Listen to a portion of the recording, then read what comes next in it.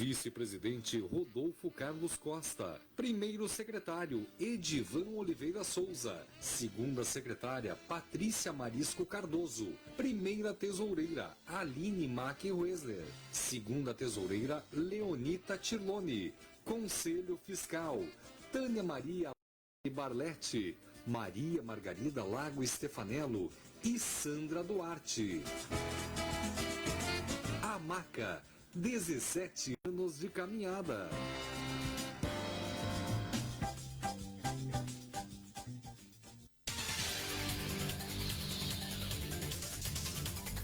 Rádio Popular FM 107.9. Giro da Notícia. Estamos de volta, 8 horas e 9 minutos, 8 e 9, rapaz. Tá pior, olha, isso aí tá pior que os caniços que o seu Pedro levou à pescaria, né? Aliás, mandar um abraço pro seu Pedro que estava apresentando o programa hoje, segue nos ouvindo. Seu Pedro estava pedindo uma história de pescaria que hoje não cancelaram a pescaria lá no... E a pescaria era com gelate, viu, seu Pedro? Tava tudo organizado lá na Fazenda do Céu e o Gelati comentou até aqui que tinha sido convidado para o churrasco nesses dias. Mas história de pescaria, choveu muito ontem de noite e não deu para tirar as linhas na água. Até na verdade, seu Pedro, eu deixei umas linhas ali no Lajado da Cruz, quando puxei achei que era um jundiá cipós, não, era um cipó mesmo que estava grudado no anzol. Mas no próximo domingo eu vou trazer a história das pescarias nessa semana, tá bom? Gente, no Giro da Notícia de hoje, olha aí, tem pesquisadora que cria programa educacional com robôs para crianças autistas. Jovem com autismo é aprovado em curso de graduação na UFC, também sem aulas presenciais. Estudantes no espectro autista sofrem com máscaras, atraso no desenvolvimento e surtos de agressividade. Também, gente, sou autista e fui subestimada pelos médicos. Vamos lá.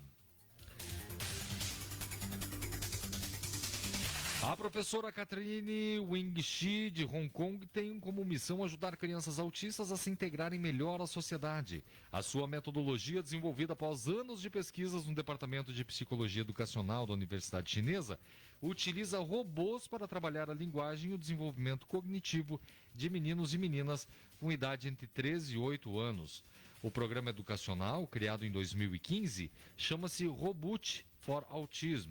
E é um robô, então, para intervenção comportamental do autismo, ou RAB, na sigla em inglês, e já ajudou mais de 1.200 crianças.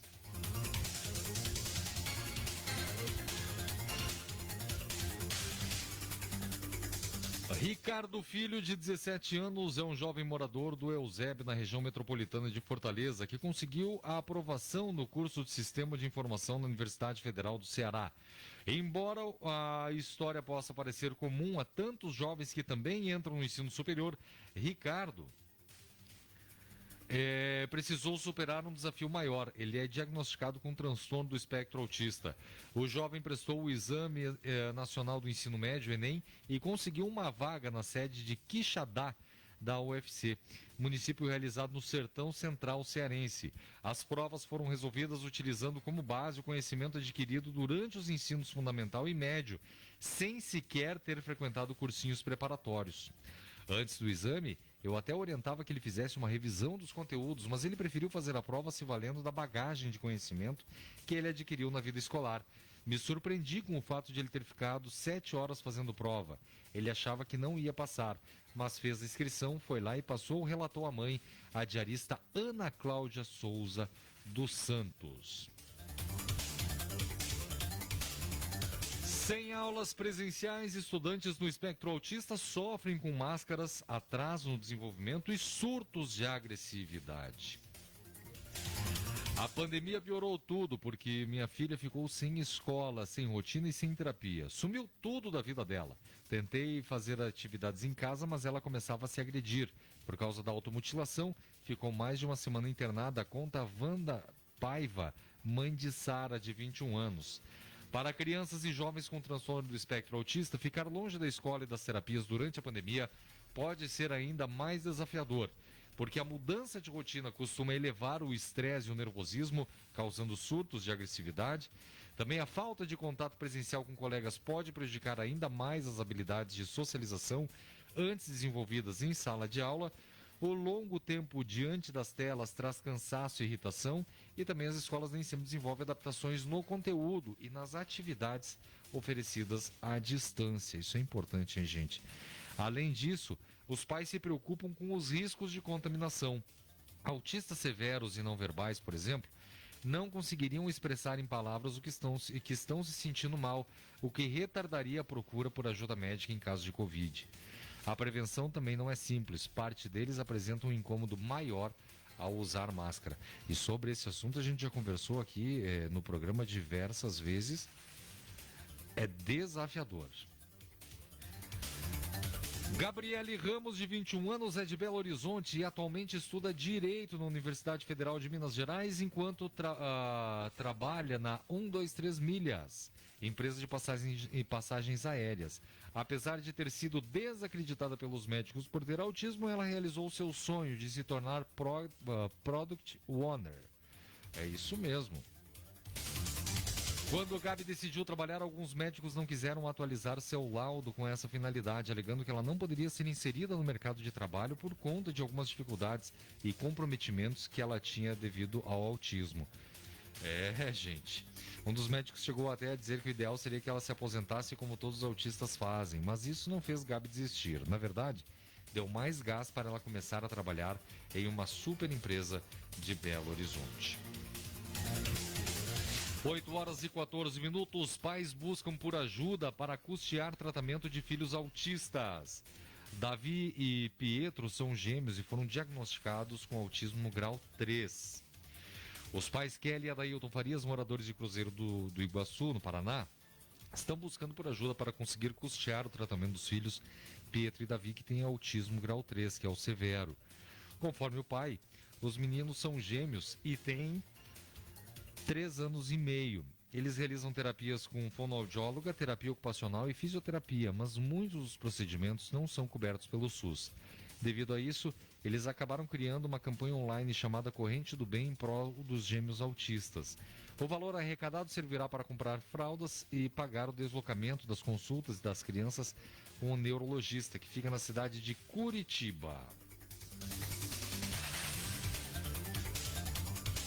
Suspensão de atendimento de pacientes com autismo na rede pública leva Ministério Público do Tocantins a expedir recomendação. Considerando a denúncia acerca da relativa suspensão dos atendimentos para pacientes do transtorno do espectro do autismo, FEA, no Sistema Único de Saúde no período da pandemia, o Ministério Público de Tocantins, por meio da 19ª Promotoria de Justiça da capital, expediu na última segunda-feira, dia 29, a recomendação administrativa para que a Secretaria Estadual de Saúde adote, no prazo de 30 dias, providência para a retomada dos atendimentos presenciais. No documento, o promotor de justiça, Tiago Ribeiro, relata que em diversas oportunidades requereu informações de acesso sobre a regularização do atendimento presencial. No entanto, até o momento, o órgão não apresentou data para a retomada, limitando-se a informar que os centros especializados em reabilitação vêm buscando dar suporte aos usuários e à distância.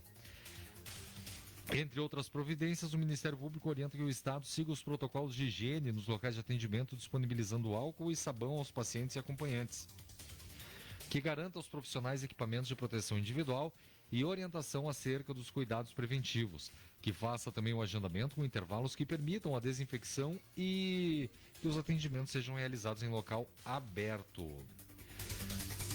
8 horas 17 minutos. A Assembleia derruba veto e garante direito de acompanhantes para pacientes autistas em hospitais. Esse é outro tema bem importante, hein? Os deputados estaduais derrubaram nesta terça-feira por 23 votos contra 6 e 2 abstenções o veto do governo do estado lá na Paraíba, hein? Da Lei 2209 de 2020, de autoria do deputado Tovar Correia Lima, que garante a permanência de acompanhantes a pacientes com transtorno do espectro autista em unidades de saúde nas redes públicas e privadas quando diagnosticados com Covid-19. Agradeço todos os deputados que entenderam a importância dessa matéria para milhares de famílias que têm pessoas com transtorno do espectro autista. Agora teremos na Paraíba a garantia de acompanhamento por um membro familiar do paciente, conseguindo lhes transmitir calma e tranquilidade. fator fundamental para a continuidade e o sucesso do tratamento. Edivan, comenta essa matéria aqui, que isso aqui essa daqui é importantíssima. Nós tivemos a felicidade, temos uma gratidão muito grande, porque tivemos essa possibilidade de estar acompanhando o Bira durante todo o período que o Bira ficou internado pelo Covid.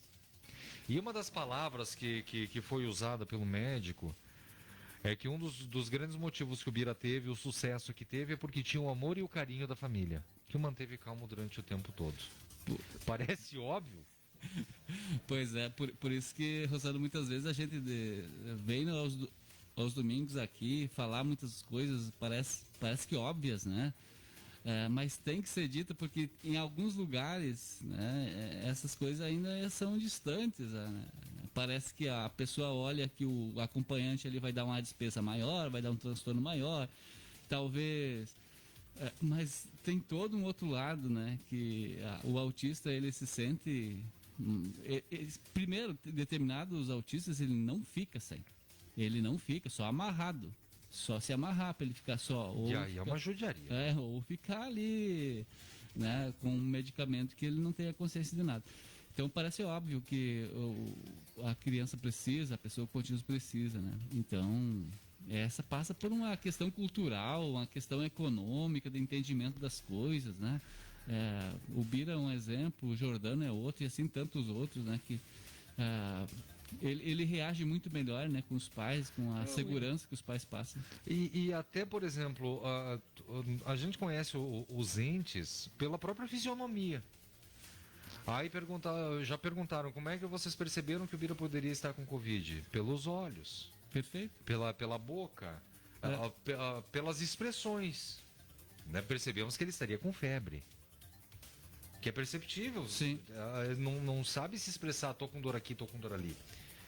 E dentro de um hospital também. Uhum. Quer ir no banheiro, muitas vezes tem que perguntar, quer fazer xixi, fazer cocô.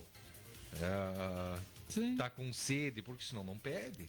Muitos deles não são verbais, né? E daí essa comunicação não é uma coisa que se aprende numa semana, né? 2, 3 dias. Isso aí é uma vida para aprender a comunicação não verbal, né? De quem ainda não sabe nem outra forma de comunicação, tipo sinais, né?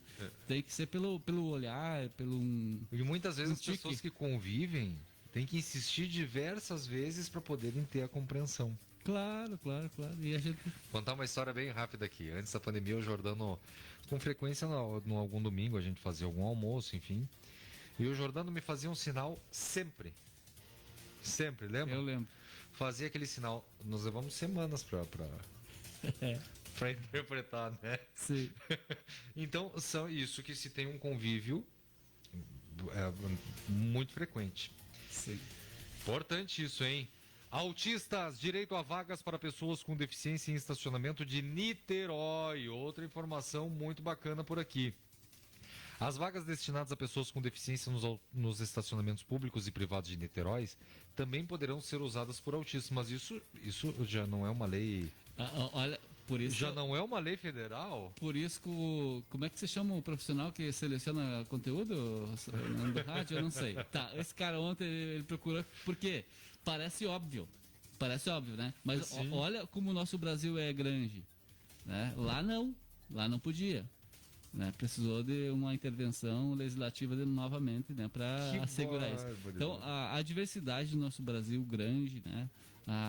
A lei que foi escrita anteriormente lá naquele município previa que não contemplava, e então foi preciso publicar outra lei assegurando um direito que já está lá previsto na lei da inclusão, né? Que barbaridade. É lei sobre lei, né? Em algumas coisas. E nós temos agora um caso aqui da carteira de identificação do autista no Rio Grande do Sul também, lei sobre lei. Olha aí. Jéssica Salles destina R$1 milhão para construir centro de tratamento para autismo no Juruá. É um centro de tratamento de autismo de referência, será construído em Cruzeiro do Sul, com recurso... onde? Acre. Com recurso de emenda parlamentar da deputada federal Jéssica Salles ao orçamento vigente. O projeto, ao custo de R$ 1 milhão, será o primeiro investimento com esse objetivo, consolidando uma conquista fundamental no fortalecimento das políticas públicas de assistência especializada à saúde no interior do Acre. Para Jéssica Salles, o Centro do Autista é a consolidação de um compromisso assumido a partir da percepção dela e da deputada Antônia Salles em suas passagens pelos municípios da região do Juruá. Isso aí fica o registro, Rosana, que é possível, né? Depende aí da preocupação, das prioridades que os deputados federais dão a também essa alocação de recursos. Aqui no Rio Grande do Sul temos a iniciativa do governo do estado, então que vai criar os centros de referência no Rio Grande do Sul. Talvez não precisem dessa ação por emendas parlamentares, mas tem municípios que não serão atendidos, né? São poucos centros que serão criados e ainda continuam. Nós somos quase 500 municípios aí no Rio Grande do Sul. Então, fica aí a dica, né? Algum deputado federal que tem essa disponibilidade ou essa sensibilidade, né? Quem sabe? Outra informação agora aqui no estado, o Ministério Público do Rio Grande do Sul e o governo do estado, por meio do Instituto Geral de Perícias e Instituto de Identificação, lançaram na última segunda-feira, dia 31, em evento virtual, a campanha de inserção do selo do transtorno do espectro autista na carteira de identidade. O objetivo do documento de identificação para os autistas é assegurar atenção integral, pronto atendimento e prioridade no atendimento e no acesso aos serviços públicos e privados, em especial em áreas de saúde, educação e assistência social, conforme a Lei 13.977 de 2020. É a denominada Lei Romeu Mion, né? Sim. Que prevê a criação, então, desse documento específico. Rosana, você passa a outra notícia, daí eu vou comentar relacionando essas duas. Carteira de identificação da pessoa com autismo será lançada em junho, no Rio Grande do Sul. O governador Eduardo Leite autorizou o presidente da Fundação, Marquinho Lang, a iniciar a implementação do documento. O governador Eduardo Leite autorizou a FADERS, Acessibilidade e Inclusão, a iniciar a implementação da carteira de identificação da pessoa com transtorno do espectro autista no estado. A reunião ocorrida na manhã de quarta-feira, dia 19, no Palácio Piratini, o presidente da FADERS, Marquinho Lang, e a diretora técnica da Fundação, Ana Flávio Rigueira, apresentaram o documento desenvolvido até o momento, que envolve a definição do modelo do documento e os preparativos para sua confecção, atendendo à Lei 13.977/2020, que é a Lei Romeu Mion, em referência ao filho do apresentador Romeu Mion. Marquinho Lang destacou, então, que a CIPTEA que será confeccionada pela FADERS será a mais completa do país. Além dos dados exigidos pela lei federal, como nome, filiação, local e data de nascimento, identidade civil e CPF, tipo sanguíneo e endereço residencial completo, o documento gaúcho terá como diferencial a impressão de QR Code que permitirá, então, acessar as informações adicionais e conterá geolocalização. Pois é, Rosana, aí dentro daquela ideia de que temos bastante leis e poucas práticas inclusivas, né? Somos bons de teoria e ruins na prática. Pode ver, né, temos duas iniciativas com a mesma finalidade. Primeiro, o governo do estado e o IGP, que é o instituto que faz a nossa identidade civil, a nossa identidade normal. Então já tem essa possibilidade de só colocar o selo nos dados que já existem. Daí eu estou fazendo um comentário aqui do Edivan, não é da Associação dos Autistas, tá? Daí, claro, a iniciativa do Mion, beleza, criar a identidade de todos os estados. Ótimo. Mas acontece que a FADERS não é um órgão de identificação. E eles estão coletando dados, muitos dados, que são protegidos pela lei de informação, né? Dados médicos, dados de localização, dados que não interessam. E eu estava vendo a forma de coleta. A forma é um formulário do Google, né? Quem diz que essas informações do formulário permanecer do Google protegidas? Serão protegidas. Eles têm toda essa capacidade. Eu entendo a intenção, mas os dados do meu filho são muito importantes para mim, né? E a gente sabe como as informações são usadas hoje, até dos bancos, né? Você imagina CID, onde mora, quanto ganha, tá tudo lá. Então, para ver assim, uma boa intenção, uma boa ideia, mas quando não tiver a boa execução, o que parece ser uma coisa boa, ali na frente pode não ser. Então os pais têm que estar conscientes do que querem. Será que o selo na identidade já existente não cumpriria a mesma finalidade? Daí vem me dizer assim, nós estamos coletando dados de todo o Rio Grande do Sul. Mas isso não é o papel do censo daí? Fica essas questões para pensar. Muitos questionamentos. Bom, quem tá ouvindo hoje vai se perguntar durante o dia todo, hein? Gente, são 8 horas e 28 minutos, estourando o nosso tempo. Estourando, deu um lapinha aqui. A música fica pra semana que vem. Agradecer a participação e a audiência aí de todos os amigos. Lembrando que o programa fica disponível no Facebook, na página da Maca. Um grande abraço, até domingo que vem, se Deus quiser.